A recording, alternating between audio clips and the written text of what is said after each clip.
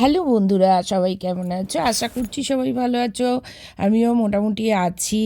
ঠান্ডার মধ্যে তো জমে যাচ্ছি, জাস্ট এত ঠান্ডা। এটা মঙ্গলবার সকালবেলায় দেখো, তো লাস্ট মঙ্গলবার ছিল, এটা মঙ্গলের বছর, সেহেতু ভেবেছিলাম একটু মন্দিরে যাব পুজো দিতে, কিন্তু চুড়িদার পরে এত ঠান্ডা লাগছে, ওই যে ওপরে জ্যাকেট পরে নিয়েছি একটা, আর চুড়িদারের যে প্যান্টটা পরেছি না, সেটা জিন্সেরই প্যান্ট পরেছি, প্লাজোই জিন্সের, আর ওপরে একটা জ্যাকেট পরেছি জিন্সের। তারপর দেখো টুপি পরেছি, কিন্তু ঠান্ডা মানছে না, কী বলবো, এত ঠান্ডা এত ঠান্ডা, এবছর এত ঠান্ডা হচ্ছে না। আর যখন যাচ্ছিলাম তো মেঘলা ছিল, কুয়াশা ভরা রাস্তা, পরে তো রোদ উঠেছিল, কিন্তু মঙ্গলবার সকালের দিকে অনেকটা, এখন মঙ্গলবার কেন কয়দিনই এখন খুব মেঘলা আকাশ যাচ্ছে।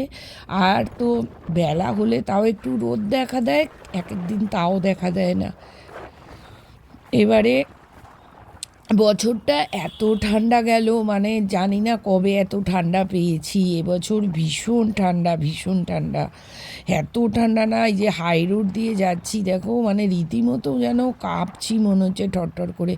একটা সাথে চাদর নিলে ভালো হতো, কারণ পুজোর জায়গায় যাচ্ছি তো, বুঝতে পারছো তো, এই জন্য সব কিছু পরিনি। জিন্সের জ্যাকেটটা যেহেতু কাচা ছিল, চাদরটা কয় জায়গায় পড়ে গেছিলাম, কিছু খাওয়া না, কিন্তু তাও মনে হয় ঠাকুরের কাছে যাব, হনুমানজির মন্দিরে যাচ্ছি। এটা একটা কোনা হাই রোডে মন্দির করেছে, এটা 2-3 বছর আগে একবার আমার বর নিয়ে গেছিলো। তো এই দিনটাই বললাম যে ভালো দিন, চলো যাই। তো এই যে যাচ্ছি দেখো, এখানে বাইরে হেলমেট জুতো জমা দিয়ে দিয়েছি, প্যান্ডেল করেছে। এর আগের বার গেছিলাম নর্মাল সময়, তখন ওই প্যান্ডেল ফ্যান্ডেল ছিল না। এত সুন্দর মন্দিরটা দেখে না, মানে চোখ যেন জুড়িয়ে যায়, এত সুন্দর। আর অনেক ব্রাহ্মণ এসছে এইখানে, দেখো না, লাইন দিয়ে সব ব্রাহ্মণ রয়েছে।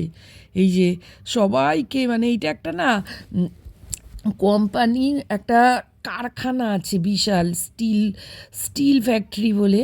তো এদের প্রচুর পয়সা, এত বড় মন্দির করেছে। তারপরে এই যে ঠাকুরমশাইরা কত দেখছো, ঠাকুরমশাই এনাদের সব এই যে কাপড় বস্ত্র লাল রঙের, এই সব এইখান থেকেই দিয়েছে, লাল বস্ত্র। তারপর স্টিলের বাসনের সব দেখছি, তুলসী পাতা, তারপরে দুব্বো রাখা, তারপর মৌলি সুতো, হনুমান চাল্লিশা, সব কিছু সাজানো রয়েছে। আর এই যে জামা চেঞ্জ করছে অনেকে, অনেকের হয়ে গেছে চেঞ্জ করা। তো আমি তো যাচ্ছি, আর যেতে যেতে ভিডিও করছি, দেখছি এরকম। আবার এখানে স্টেজ করেছে, দেখো কি সুন্দর, স্টেজেতে প্রোগ্রাম ছিল রাতেও, কিন্তু আমি ভেবেছিলাম, আমার বোন জামাই সবাই মিলে প্ল্যান করেছিলাম রাত বিকালে যাব। তারপর আমার পরে না ডিসিশন চেঞ্জ করে নিলাম, ভাবলাম এই মন্দিরে, এত জাগ্রত মন্দির, এত ভালো দিনে যাচ্ছি, সন্ধে যাওয়া ঘুরতে যাওয়া। এই যে এখানে প্রসাদ ঠাকুরের নিয়ে পুজো দিতে হয়। তো আমি একটা বাইরে থেকে নারকোল কিনে নিয়েছিলাম, নারকোল, মোমবাতি, ধূপকাঠি। আর এইখান থেকে একটুখানি ওই ওনাদের যা আছে সিন্নি, শুকনো সিন্নি যেটা, আর ছিল ওই যে বোঁদে বোঁদে আর শুকনো সিন্নি, এইগুলোই নিয়ে নিলাম ওনাদের এইখান থেকে। নিয়ে এই যে ওপরে সিঁড়ি দিয়ে অনেকটা উঠতে হয়, উঠে মন্দিরটা। তো এই যে আমার হাজব্যান্ড চাইলো, বললো আমার হাতে দাও, বলে ওর হাতে দিয়ে দিলাম। সবগুলোই এক জায়গায় করে নিয়ে পুজো দেবে। এই যে সিঁড়ি দিয়ে একটু উঠতে হয়। বন্ধুরা, এত সুন্দর লাগছে, তোমাদের কি বলবো, দেখে না জাস্ট মন শান্তি হয়ে যায়, এত ভালো মন্দিরটা করেছে। অনেকটা জায়গা নিয়ে, আর পুরো হাই রোডের ধারে, কোনা হাই রোডে এটা করেছে মন্দিরটা। তো এই যে দেখো, এখানে একটুখানি নমস্কার করে নিচ্ছি। যে কোনো মন্দিরে যাওয়ার আগেই আমি আগে চৌকাঠটা নমস্কার করেই ভেতরে ঢুকি। তো এই যে দেখেছো কত সুন্দর, এত ভালো লাগছে দেখে, দু চোখ জুড়িয়ে যায় যেন, এত শান্তির জায়গা এখানে। কিন্তু মনে হয় যেন বসেই থাকি, কিন্তু কেউই বসে থাকছে না, সবাই যে যার পুজো দিচ্ছে আর বেরিয়ে চলে যাচ্ছে। আমার যদি মন হতো না, আমার সংসারের কাজ না থাকতো, চিন্তা না থাকতো, আমি মনে হয় গিয়ে বসে থাকতাম। কিন্তু বসে থাকলেও কি, কেউই এইখানে বসছে না, যে যে আসছে দেখছি পুজো দিয়ে চলে যাচ্ছে। আর আমি যে এর আগের বার এসছিলাম না, এইখানে জল খাওয়ার খেয়েছিলাম, মানে সকালের যেটা টিফিন খাওয়া হয়েছিল, কিন্তু এই বছর আর কিছু খাইনি। তো এই যে পুজো দেওয়া হয়ে গেছে, আমরা নামছি, আর দেখো একটুখানি ভিডিও করলাম, আমার বরকে বলছি দাঁড়াও তো একটুখানি ছবি তুলি। আর এত শীত পাচ্ছে তোমাদের কি বলবো, মানে বলে বোঝাতে পারছি না। মনে হচ্ছে যে না, একটা টুপি থাকলে মাথায় ভালো হতো, মানে শান্তি পেতাম টুপিটা পরলে। এত ঠান্ডা লাগছে, হেলমেট যতই পরেছি কিন্তু ফাঁক দিয়ে গলা দিয়ে ঠান্ডা ঢুকছে। এসে বাড়িতে তো ভীষণ শরীরটা খারাপ হয়েছিল সন্ধ্যের পরে। এই যে এইখানে দেখো, মানে নিচে প্রোগ্রামটা হচ্ছে আর ওপরে মন্দিরটা, সব লাল রঙের এগুলো পেতে রেখেছে। যেহেতু হনুমানজি লাল পছন্দ করেন, সেহেতু সবেতেই লালেই ভরা রয়েছে এইখানে। এই যে তারপর এইখানে তো প্রোগ্রাম দেখছো, এইখানে প্রোগ্রাম হচ্ছে। আর সাইডে এক জায়গায় হোম হোম হবে হচ্ছিল, ওইখানে আবার গেছিলাম হোমের জায়গায়ও।